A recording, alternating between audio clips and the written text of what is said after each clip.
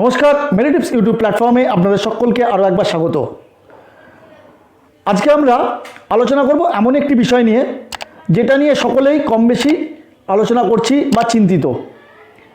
অর্থাৎ স্কুলের ছাত্রছাত্রীরা এই লকডাউনের পিরিয়ডে তাদের পড়াশোনার অনেকটাই কিন্তু হ্যাম্পার হয়েছে। বাড়িতে বসে ওয়ার্ক ফ্রম হোম তারা করেছে, বাড়িতে বসেই ওয়েবনারে অথবা মোবাইলে পড়াশোনা করতে হয়েছে।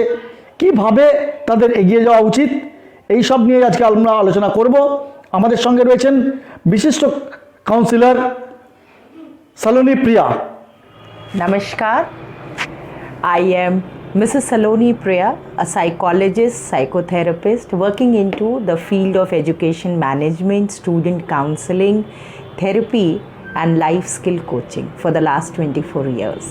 So it's a pleasure today to be with all of you. আজকের বিষয়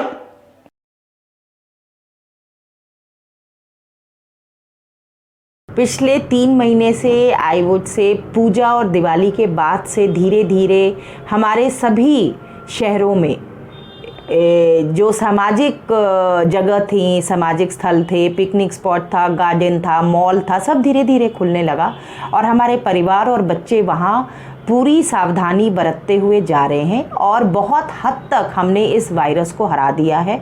क्योंकि छोटे से छोटे बच्चे में आज सैनिटाइज़र यूज़ करना, मास्क पहनना, इसकी भी जागरूकता आई है। तो मुझे ये लगता है कि स्कूलों में भी हमें थोड़ा उन्हें समय देना चाहिए, क्योंकि बहुत से हमारा देश विविधता का देश है।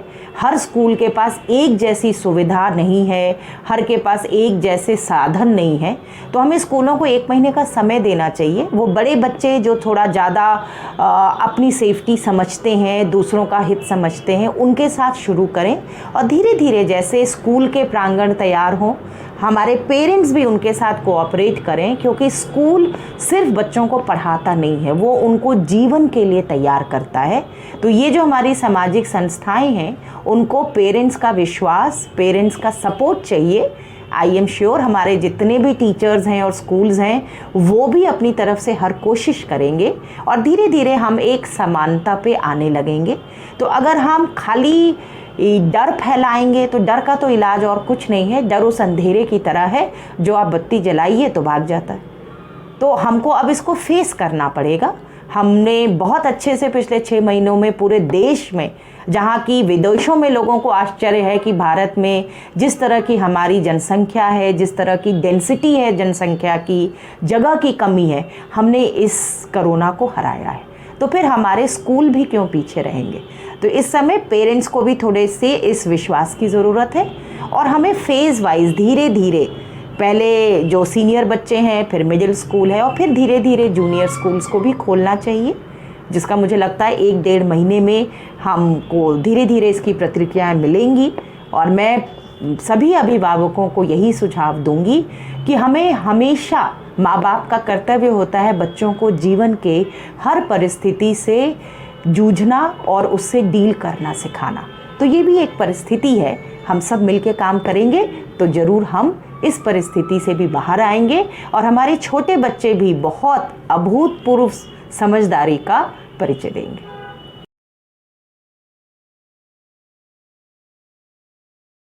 जब हमने पिछले 4-5 महीनों में बच्चों को मोबाइल दिया, तो पहले भी बच्चे मोबाइल रखते थे, पर पहले बच्चों के लिए मोबाइल सिर्फ खेलने का जरिया था। इस पैंडमिक में बच्चों ने सीखा कि इस मोबाइल से मुझे मेरी टीचर दिखती है, इस मोबाइल में मुझे मेरा प्रिंसिपल भी दिखता है, इसी मोबाइल के थ्रू मुझे अपनी पूरी क्लास के सारे बच्चे दिखते हैं और इसी मोबाइल के ज़रिए मैं अपनी बहुत सी पढ़ाई कर सकता हूँ और एग्ज़ाम भी दे सकता हूँ। तो ऐसा नहीं है कि मोबाइल देने से बच्चों ने, पहले भी बच्चे मोबाइल पे गेम खेलते थे, पर पहले स्कूल में पढ़ाई होती थी और घर में मोबाइल से इंटरटेनमेंट था। आज हम जब 24 घंटे घर में थे, हमने देखा कि इसी मोबाइल से मैं बहुत कुछ सीख भी सकता हूँ। बहुत से बच्चों ने मोबाइल के ज़रिए तरह तरह के कोर्सेज़ किए हैं, बच्चों ने गाने गाए हैं, बच्चों ने अपने कविताओं का वीडियोस बनाया है, कितने बच्चों ने इन्वायरमेंट पे, कोरोना पे काम किया है। तो हमारे बच्चे, ये जो युवा वर्ग है, ये बहुत ही प्रतिभाशाली है, टैलेंटेड है। और देखिए, मोबाइल एक टूल्स की तरह है। जैसे हम सबके घर में चाकू होता है, उस चाकू से हम फल भी काटते हैं, सब्जी भी काटते हैं और उसको संभाल के रखते हैं, पर अगर हम नहीं संभालेंगे तो उसी चाकू से हाथ भी कटता है। तो ये सोल्यूशन नहीं है कि हम मोबाइल बंद कर दें। मैं कभी भी किसी पेरेंट को नहीं कहूँगी कि आप कहिए कि अब स्कूल खुल गया है, अब मोबाइल बंद, पर हमारा काम है हम इस मोबाइल का सही यूसेज सिखाएं बच्चों को, कुछ मोबाइल से इंटरटेनमेंट भी करें, और इस मोबाइल के ज़रिए जो आज एक पूरी दुनिया हमें पता चली है जहाँ नई नई तरीके से बच्चे चीज़ें सीख सकते हैं।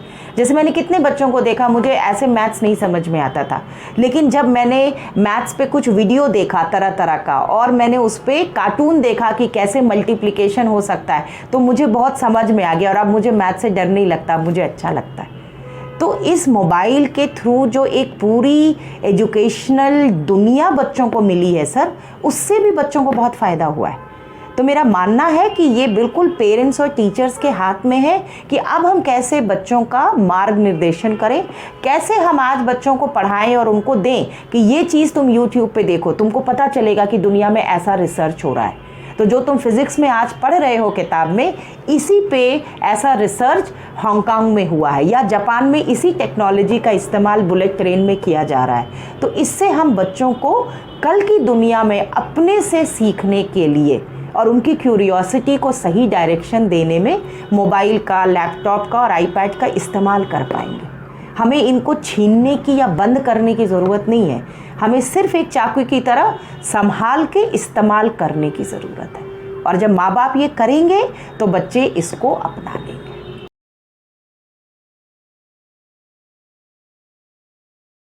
बहुत से अभिभावकों ने इस परिस्थिति में बहुत से अपने बच्चों के साथ नए स्किल्स भी सीखे हैं, लेकिन बहुत से पेरेंट्स ने अपने बच्चों को छोड़ दिया है कि अब क्या करें, 2-3 घंटा क्लास होता है, उसके बाद दिन भर खेलने नहीं जा सकता है, कुछ और करने को नहीं है, तो ठीक है मोबाइल में ही लगा हुआ है।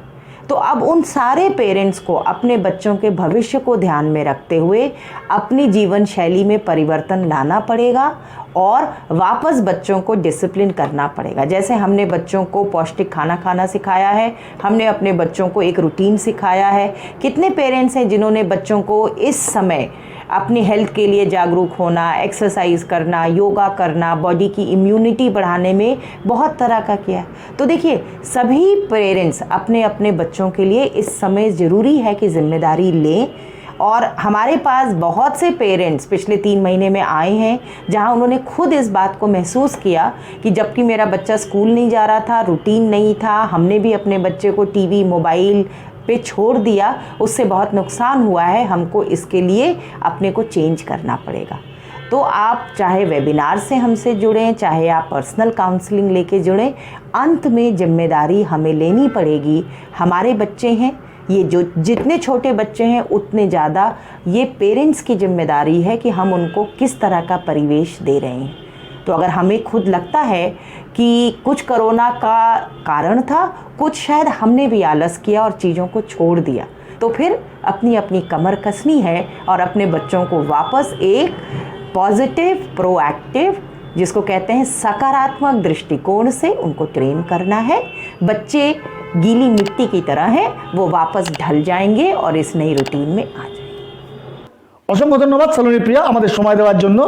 সালোনী প্রিয়ার আরও পরামর্শ পেতে হলে অবশ্যই দেখতে থাকুন মেডিটিপস ইউটিউব চ্যানেল এবং সাবস্ক্রাইব এবং লাইক করতে ভুলবেন না। এই ডাক্তারবাবুর সঙ্গে যোগাযোগ করতে বা কলকাতা সহ ভারতের চিকিৎসা ও বাণিজ্য সংক্রান্ত যে কোনো বিষয়ে সহায়তার জন্য যোগাযোগ করুন আমাদের সঙ্গে এই ঠিকানায়।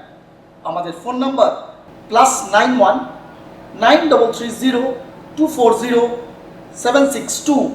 আবার বলছি +91 9330 240 762। আমাদের ইমেল আইডি mailmeditips@gmail.com। এছাড়াও মেডিটিপস নামে ইউটিউব ও ফেসবুক পেজেও পাবেন আমাদের।